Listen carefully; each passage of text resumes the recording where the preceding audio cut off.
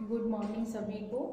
इससे पिछली क्लास में जो गणित की थी उसमें हमने पढ़ा था रेखा क्या होती है, रेखाखंड क्या होती है, स्केल से मापने और डिवाइडर से मापने पर क्या हानि होती है या क्या लाभ होते हैं, इस तरीके से। उसी से आगे आज हम पढ़ते हैं कुछ कोण के बारे में, एंगल्स के बारे में और कुछ शेप्स के बारे में, ठीक है, यानी आकृतियों के बारे में। तो सबसे पहले हम स्टार्ट करते हैं कि समकोण क्या होता है।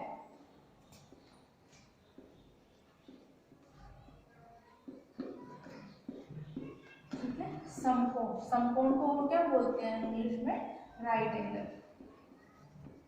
इंग्लिश के टर्म में मैं साथ साथ बताती जाऊंगी ताकि आप लोगों को याद रहे। ठीक है, कि समकोण या राइट एंगल क्या होता है। देखो हम सबसे पहले एक मैप बनाते हैं ऐसे। ये दिशा है नॉर्थ, साउथ, ईस्ट और वेस्ट, यानी कि उत्तर, दक्षिण, पूर्व, पश्चिम। अब इसमें हम समकोण को समझते हैं, यानी कि यहाँ उत्तर दिशा से और यहाँ पूर्व दिशा में जाने पर या घूमने पर जो कोण बनेगा वो कोण क्या कहलाएगा? समकोण या राइट एंगल। ठीक है, उत्तर दिशा से पूर्व दिशा की तरफ घूमने पर मुंह हमारा इधर होना चाहिए, तब जो कोण बनेगा वो हमारा बनेगा 90 डिग्री का कोण, यानी कि समकोण। ठीक है, उसके बाद में आगे हम पढ़ते हैं अगला कोण जिसको बोलते हैं ऋजु कोण। ऋजु कोण इसको बोलते हैं straight line angle. Straight line यानी कि सीधी लाइन पर जो बनेगा। सीधी लाइन कैसे होती है? या तो ऐसे होती है या फिर ऐसे होती है। मान लो ये हमारा केंद्र बिंदु है और अगर हम यहाँ से जो इतना कोण बनाते हैं वो कितना होता है हमारा? 180 डिग्री का। या इस तरीके से यहाँ पे केंद्र बिंदु है हमारा और ये जो कोण है ये भी हमारा 180 डिग्री का होता है, यानी कि ऋजु कोण होता है। ठीक है, अब अगर इस ऋजु कोण को या स्ट्रेट लाइन एंगल को भी अगर हम यहाँ पर देखें तो क्या होगा? यहाँ ये साउथ नॉर्थ जो साइड है, यानी कि जो उत्तर दिशा है, यहाँ से दक्षिण दिशा तक, इसमें नॉर्थ वाला जो उत्तर दिशा वहां से और यहाँ साउथ यानी दक्षिण दिशा तक जो कोण बनेगा वो कोण हमारा क्या रहेगा? ऋजु कोण या स्ट्रेट लाइन एंगल। अब देखो इसमें कितने हैं समकोण? एक समकोण यहाँ का और एक समकोण यहाँ का, दो समकोण यानी एक 90 ये एक 90, कितना हो गया? 90 प्लस 90 180। तो जो ऋजु कोण होता है वो हमारा क्या होता है? 180 डिग्री का। ऐसे भी क्वेश्चन पूछ सकता है कि ऋजु कोण में कितने समकोण होते हैं, तो यहाँ से देख लें कितने, 1 2। ये जो सारे जो इसके क्वाड्रेंट है 90 का 90 का 90 का 90 का, यानी कि जो पूरा है वो 360 का और 4 इसके क्वाड्रेंट में ये बटा हुआ होता है 90 90 90 पर। ठीक है, साथ में मैं ये भी बता देती हूँ, जब एक लाइन ऐसी होती है दूसरी उसमें 90 का कोण बनाती है तो हम उसको क्या कहते हैं? परपेंडिकुलर कहते हैं, लंब कहते हैं, कि इस लाइन पर ये वाला लंब है। लंब हमेशा 90 डिग्री का कोण बनाता है। हमने समकोण पढ़ लिया, हमने ऋजु कोण पढ़ लिया। उसके बाद में अगला जो है वो हम पढ़ते हैं अधिक कोण। अधिक से पहले हम पढ़ लेते हैं संपूर्ण कोण। ठीक है, संपूर्ण कोण इसी से रिलेटेड हो जाएगा। संपूर्ण का मतलब पूरा, कंप्लीट। इसको हम और क्या कहेंगे? Complete angle. ठीक है, कंप्लीट एंगल यानी कि संपूर्ण पूरा कोण। अगर ये वाला अगर हम लेते हैं तो इस पे ये पूरा संपूर्ण जो एक ये जो गोला बनेगा ये संपूर्ण कोण कहलाता है, यानी कि 360 डिग्री का संपूर्ण कोण या कंप्लीट एंगल। ठीक है, कंप्लीट एंगल ये कितने का होगा? 360 डिग्री का। अब इससे वो क्वेश्चन पूछ सकता है कि जो एक कंप्लीट एंगल होता है संपूर्ण कोण, उसमें कितने समकोण होंगे? तो 4 होंगे क्योंकि पूरा है। उसमें कितने ऋजु कोण यानी स्ट्रेट लाइन एंगल होंगे? कितने होंगे? 2 होंगे, 180 यहाँ पर 180 यहाँ पर। ठीक है, तो 2 इसके अंदर स्ट्रेट लाइन एंगल ऋजु कोण हो जाएंगे और 4 इसके अंदर समकोण हो जाएंगे। ये कंसेप्ट समझ आ गया होगा। उसके बाद में कुछ और कोण एंगल्स जो है उनके बारे में और थोड़ा सा पढ़ते हैं। देखिए इससे आगे और क्या कोण होते हैं। उसके बाद में हम पढ़ते हैं न्यून कोण, ठीक है, न्यून कोण। न्यून, देखो नाम ही बता रहा है न्यून यानी कि छोटा कोण, ठीक है। इसको और क्या बोल सकते हैं, एक्यूट एंगल इन्वेस्टमेंट, ठीक है, एक्यूट एंगल। न्यून कोण यानी छोटा कोण, किससे छोटा, 90 डिग्री से छोटा। मान लो हमारा ये कोण 90 डिग्री का, इससे छोटे जितने भी कोण बनेंगे 30 डिग्री का, 60 डिग्री का, 45 डिग्री का, जो भी कोण बनेंगे 75 डिग्री का, जो कोण यानी कि 90 डिग्री से कम और 0 से बड़े जो कोण होंगे वो कोण होंगे न्यून कोण। यानी कि जो न्यून कोण है वो क्या होगा, बड़ा तो होगा किससे, 0 से, और छोटा किससे होगा, 90 डिग्री से, ठीक है। 0 डिग्री से बड़ा, 90 डिग्री से छोटा। 0 डिग्री से तो माइनस में तो कोई कोण होते ही नहीं है, ठीक है, अगर बनाते हैं तो, ठीक है, वो क्वाड्रेंट में होते हैं, प्लस माइनस के वो अलग है। तो 0 से बड़े और 90 से छोटे जो कोण होते हैं, जैसे मैं एग्जांपल आप लोगों को बता दूं कि 30 डिग्री का हो गया, 45 डिग्री का हो गया, 60 डिग्री का हो गया, 75 डिग्री का हो गया, इस तरीके से ये कोण कौन से होंगे, न्यून कोण यानी एक्यूट एंगल। उसके बाद में अगला पढ़ते हैं अधिक कोण। अधिक कोण, अधिक कोण मतलब ऑब्ट्यूज एंगल, ठीक है, ऑब्ट्यूज एंगल। इसमें हम क्या करते हैं, अधिक कोण मतलब अधिक होगा, किससे अधिक होगा, 90 से अधिक होगा, ठीक है। तो हम इन दोनों को न्यून कोण का और अधिक कोण का जो कंपैरिजन करते हैं, एक्यूट एंगल और ऑब्ट्यूज एंगल का, वो 90 से करते हैं कि जो 90 से छोटे होते हैं वो तो न्यून कोण होते हैं, और जो 90 से बड़े होते हैं और छोटे किससे होंगे, 180 डिग्री से, वो कोण क्या होंगे हमारे अधिक कोण। यानी कि बड़े तो होंगे 90 डिग्री से, 90 से बड़े यानी कि 91 से, और छोटे किससे होंगे 180 डिग्री से।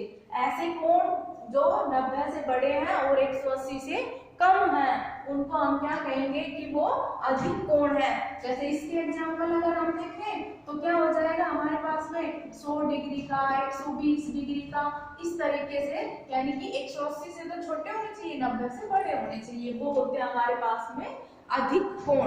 एक अगला होता है हमारे पास में प्रतिवर्ती, ठीक है, प्रतिवर्ती कोण। थोड़ा सा इसको ध्यान से सुनना। प्रतिवर्ती कोण को और क्या बोलते हैं, रिफ्लेक्स एंगल, रिफ्लेक्स एंगल।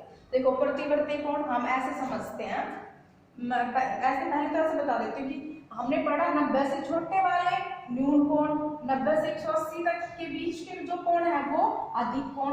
अब 180 से तो बड़े रहते हैं और छोटे किससे रहेंगे, 360 से, वो कोण क्या कहलाएंगे हमारे प्रतिवर्ती कोण यानी रिफ्लेक्स एंगल। और निकालते कैसे हैं, देखो अगर हमारे पास में ये है, ठीक है, इस तरीके से, और यहाँ पर एक कोण दे दिया, कितना भी हो सकता है वो, मान लीजिए 180 से थोड़ा ज्यादा ही लेते हैं, जैसे इस तरीके से ये कोण है हमारे पास में, ठीक है। तो अब अगर हमें इसका रिफ्लेक्स एंगल निकालना है ना, तो जो ये इसको 360 से घटा करके निकाल सकते हैं हम इसको, क्योंकि 360 से तो छोटा होगा।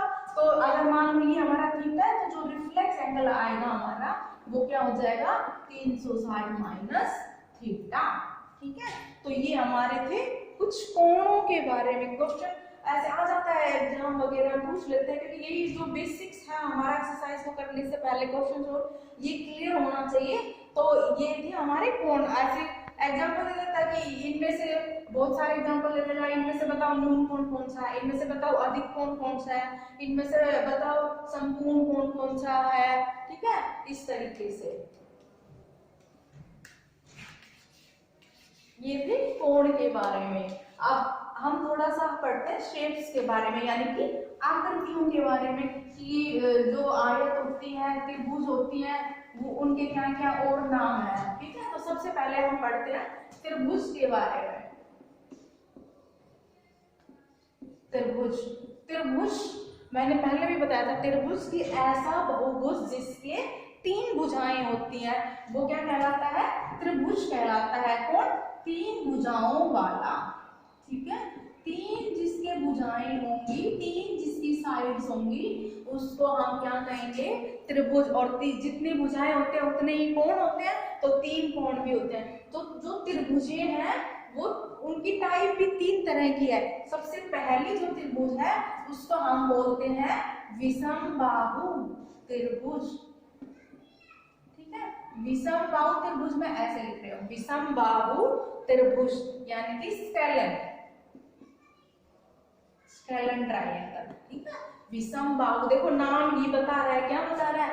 विषम भुजाएं, यानी कि ऐसी त्रिभुज जिसकी तीनों भुजाएं विषम होती है, यानी कि कोई भी बराबर नहीं होती है। जैसे कि हम ऐसे उदाहरण लेते हैं, ये एक हमने त्रिभुज ले ली कोई ए बी सी, और इसकी जो तीनों भुजाएं ना, मान लो ये 3 सेंटीमीटर की है, मान लो ये 4 सेंटीमीटर की है, मान लो ये 5 सेंटीमीटर की। आप देखो तीनों भुजाएं अलग है और इसके तीनों जो कोण है ना वो भी तुम्हें अलग मिलेंगे, ठीक है। इसका मान कुछ और मिलेगा, इसका कुछ और, इसका कुछ और एक साथ चीजें और भी याद रखना कि जो त्रिभुज होती है उसके तीनों कोणों का योग 180 डिग्री होता है। त्रिभुज के तीनों कोणों का योग कितना होता है? 180 डिग्री, यानी कि sum of all the 3 angles of a triangle is 180 degree, ठीक है। तो ये था विषमबाहु। आ गया वो समझ में कि जिसके तीनों भुजाएं विषम होती हैं और कोण भी जिसके तीनों अलग अलग रहेंगे। उसके बाद में अगली त्रिभुज हम पढ़ते हैं, विषमबाहु पढ़ा हमने, समबाहु पढ़ लेते हैं। समबाहु त्रिभुज, ठीक है। समबाहु, सम मतलब बराबर, इक्वल जिसकी भुजाएं हो, तो इसका नाम क्या होता है? इक्विलेटरल ट्रायंगल, ठीक है। समबाहु त्रिभुज यानी कि जिसकी तीनों भुजाएं समान रहेंगी उसको क्या कहेंगे हम? समबाहु त्रिभुज। देखो जैसे कि हमने एक यहाँ पे त्रिभुज बना दिया, ठीक है, इसको हमने, इसके नाम है ए बी सी।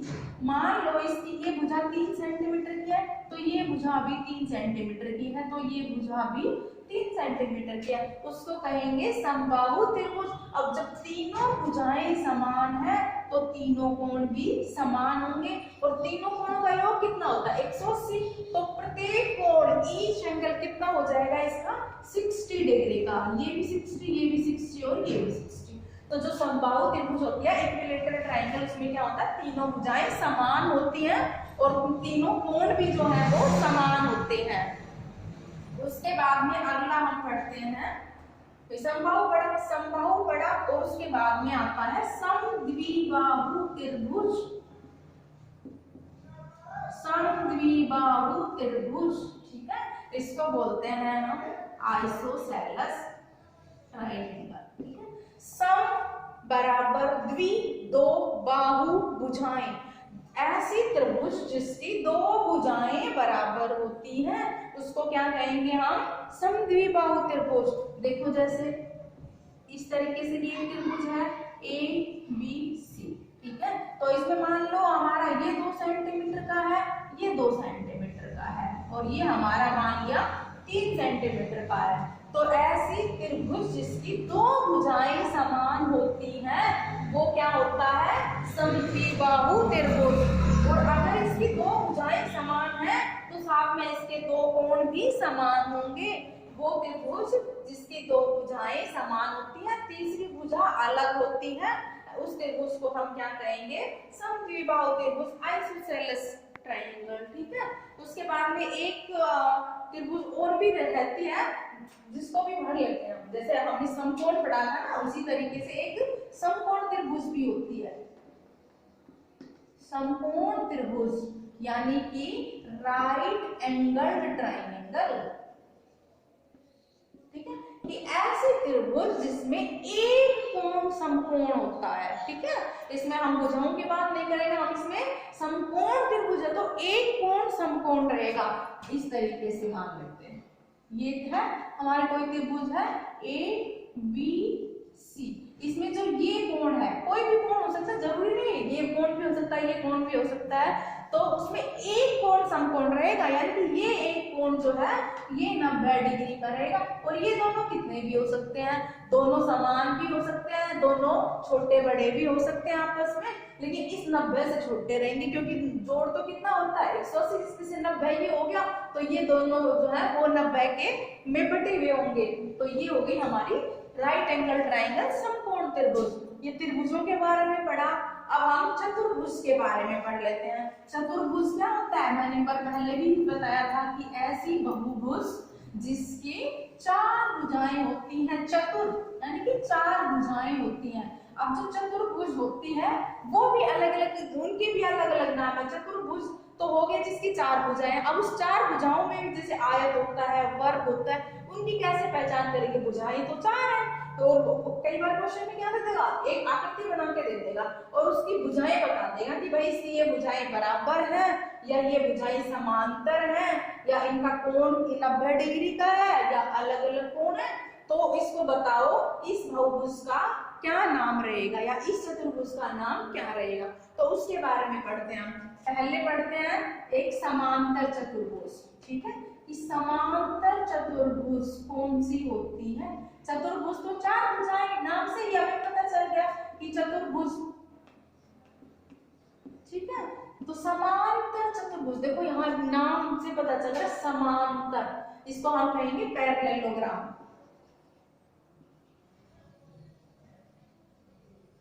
पैरेललोग्राम, ठीक है, पैरेललोग्राम समांतर, यानी कि इसकी जो आमने सामने की भुजाएं होती है ना वो क्या होती है, समांतर रहती है। मान लो ये चतुर्भुज है हमारी ए बी सी डी। अब देखो इसमें ये दोनों भुजाएं समान है, समांतर है, यानी कि यहाँ पे जितनी दूरी है वही यहाँ पर भी उसी तरीके से इनके बीच में भी। ठीक है, एडी और ये जो बीसी है इनके बीच में भी जो दूरी है वो समांतर है। समांतर का मतलब कि जितना अंतर यहाँ पर है उतना ही अंतर यहाँ पर रहेगा। तो ऐसी चतुर्भुज जिसकी आमने सामने की भुजाएं समान रहती है, समांतर रहती है, उसको हम क्या कहते हैं, समांतर चतुर्भुज यानी कि पैरेललोग्राम। लेकिन इसमें कोण जो है वो समान नहीं रहते, इसमें जो समूह कोण है वो समान होते हैं, लेकिन कोण की अगर बात करें तो कहेंगे कि इसके कोण समान नहीं रहते इस तरीके से कि भाई इसके सारे कोण समान है। उसके बाद में जो समांतर चतुर्भुज है उसी से बना हुआ है क्या, आयत। उसी से कैसे बना है, देखो इसकी भी भुजाएं समांतर होती है आमने सामने की, और जो आयत होती है, हम आयत की क्या परिभाषा पढ़ते हैं, आयत को रेक्टेंगल भी बोलते हैं। रेक्टेंगल, तो रेक्टेंगल का क्या मतलब होगा कि जिसकी 4 भुजाएं होती हैं। ठीक है, इस तरीके से हमने ये एक रेक्टेंगल बना ली, ये हम सब लोगों को दिख रही है। ठीक है, कि ए बी सी डी, इसमें हमें और क्या दिख रहा है कि इसकी भी आमने सामने की भुजाएं समान है।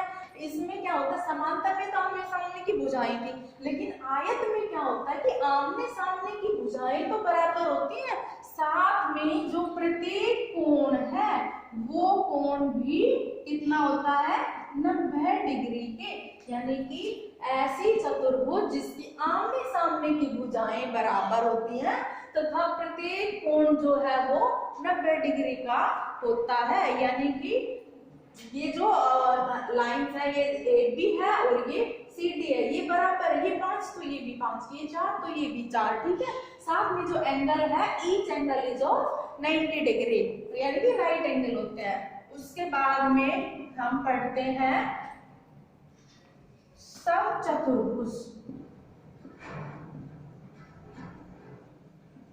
समचतुर्भुज यानी कि चतुर्भुज तो है, साथ में कैसी है, सम, जैसे समबाहु त्रिभुज सारी भुजाएं समान, ऐसे ही ऐसी चतुर्भुज जिसकी सारी भुजाएं सम होती हैं, समान होती हैं, समांतर होती हैं। ठीक है, तो ऐसी को हम जैसे ये देखते हैं इस तरीके से बना लेते हैं, या ऐसे भी बना सकते हैं, ऐसे भी बना सकते हैं, ऐसा कोई वो नहीं है, लेकिन तुम्हें थोड़ा सा अलग से याद रहे इसलिए मैंने ये बना दिया। ठीक है, अब इसमें क्या है, देखो ये भुजाएं, ये भुजा और ये भुजा ये समान है। ठीक है, समान कह सकते हैं, समांतर भी कह सकते हैं, क्योंकि जो समान होंगी वो समांतर भी होंगी। ठीक है, इसी तरीके से इसकी भी चारों भुजाएं क्या होती है, समान समांतर ऐसे बोल सकते हैं। तो यानी कि अगर ये 4 सेंटीमीटर की है तो ये भी 4 सेंटीमीटर की, ये भी 4 सेंटीमीटर की और ये भी 4 सेंटीमीटर की, ठीक है। तो समचतुर्भुज कौन हुआ, कि ऐसा चतुर्भुज जिसकी सारी भुजाएं समान होती हैं या समांतर होती हैं। लेकिन इसमें भी इसकी तरह जो कोण होते हैं, जो एंगल होते हैं वो इक्वल नहीं होते, वो समान नहीं होते। अब समचतुर्भुज ऐसा ही एक और हमारे पास में शेप होती है जिसकी चारों भुजाएं समान होती है, वो क्या होता है, वर्ग होता है, ठीक है, वर्ग। तो वर्ग में और इसमें थोड़ा सा अंतर है, जैसे समांतर चतुर्भुज में और आयत में था, पैरेललोग्राम और रेक्टेंगल में जो डिफरेंस था एंगल वाला, वही से समचतुर्भुज और वर्ग में। समचतुर्भुज को हम बोलते हैं रोम्बस, ठीक है, और इसको वर्ग को हम बोलते हैं स्फीयर, वर्ग, ठीक है। तो अब वर्ग की परिभाषा क्या होगी, इसी को जैसे इससे इसकी थी उसी तरीके से कि समांतर भुजाओं वाला चतुर्भुज या ऐसा समचतुर्भुज जिसकी भुजाएं तो समान होती है, साथ में समांतर भुजाओं के साथ साथ में और क्या होता है वर्ग में, देखो वर्ग ऐसा होता है, ये वर्ग है हमारा, ठीक है, थोड़ा सा ऐसे ये वर्ग है हमारा A B C और D। अब देखो इसकी सारी भुजाएं समान है, मान लो ये 2 सेंटीमीटर है तो ये भी 2 सेंटीमीटर की है, तो ये भी 2 सेंटीमीटर की है, तो ये भी 2। अब अगर हम देखें तो इसमें भी भुजाएं समान, इसमें भी भुजाएं, लेकिन जो डिफरेंस है वो क्या है कि इसके जो एंगल है वो 90 के नहीं होते, जबकि जो वर्ग है, जो स्फीयर है, उसके ईच एंगल जो है वो 90 डिग्री के होंगे। तो ये हो गया हमारा वर्ग की ऐसा चतुर्भुज जिसकी भुजाएं समांतर होती हैं, बराबर भी होती हैं और साथ में कोण जो है वो भी 90 डिग्री के होते हैं। Each side is equal and each angle is of 90 degree, उसको हम क्या कहेंगे, वर्ग, स्फीयर कहेंगे। तो ये था हमारा कुछ शेप्स के बारे में, आकृतियों के बारे में। अब जब हम क्वेश्चन निकालेंगे ना तो पहले हमें इनके बारे में पता होना चाहिए। अगर जैसे क्वेश्चन कहे कि समांतर चतुर्भुज का क्षेत्रफल निकालो, तो हमें ध्यान रखना पड़ेगा कि अच्छा समांतर चतुर्भुज थी जिसकी आमने सामने की भुजाएं समांतर थी, आयत जिसकी आमने सामने की भुजाएं समान थी, साथ में कोण भी 90। 1 नंबर के क्वेश्चन में पूछ लेता है वो कि बताओ कुछ ऐसे इसके पॉइंट्स देगा कि इनसे कौन सी चतुर्भुज बनती है। तो हम अगर हमारा ये कॉन्सेप्ट क्लियर होगा ना तो हम इसको बहुत अच्छे से कर पाएंगे, ठीक है। इतना ही करते हैं आज, थैंक यू।